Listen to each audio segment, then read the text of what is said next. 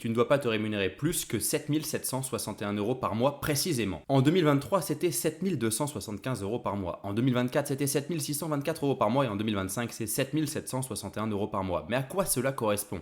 Il s'agit de la tranche marginale d'imposition à 30% du barème de l'impôt sur le revenu. Vous le savez, le barème est progressif, 0, puis 11, puis 30, puis 41, puis 45%. En 2025, la limite entre la TMI à 30% et 41% est de 83 823 euros de revenus imposables. Il ne faut pas oublier l'abattement forfaitaire de 10% sur les salaires, le réel est possible. Donc pour faire le calcul, c'est 7 761 x 12, 93 132 euros, qu'on prend x 0,9 qui est égal à 83 818 euros. Le plafond de la TMI à 30%. Si tu es entrepreneur, tu vas pouvoir optimiser ta rémunération et viser les tranches basses, celles de 0, de 11 et de 30. Il faudra bien sûr prendre en compte les revenus du foyer, les enfants, le train de vie, etc. Ta stratégie de rémunération est donc primordiale. Point très important sur la rémunération, la fameuse forme sociale de ta société. En effet, en SARL, tu as le statut travailleur non salarié et des cotisations dégressives de 45 à 21%. En SAS, tu as le statut d'assimilé salarié avec des cotisations moyennes de 80%. Voyons le coût pour les deux sociétés pour un salaire de 7 761 euros par mois. En SAS, le coût est de 163 706 euros, les cotisations de 70 574 euros, le salaire de 93 132 euros, l'IR de 19 902 euros et le net dans sa poche de 73 230 euros, soit un taux de transformation de 44,73% seulement. Alors qu'en SARL, le coût est de 131 196 euros pour avoir le même net dans sa poche, c'est-à-dire 73 230 euros après avoir payé des cotisations sociales et de l'impôt sur le revenu, soit un taux de transformation ici de 55,81%. Tu as donc le même revenu net, mais pour un coût inférieur de 32 000 euros avec la SARL. En SAS, tu as une meilleure protection retraite, notamment qu'en SARL, mais cela se discute si tu investis ces fameux 32 000 euros. En effet, si tu n'as pas besoin d'autant de salaire, tu peux très bien viser la tranche à 11%. Cela correspond à une rémunération de 32 572 euros qui te coûtera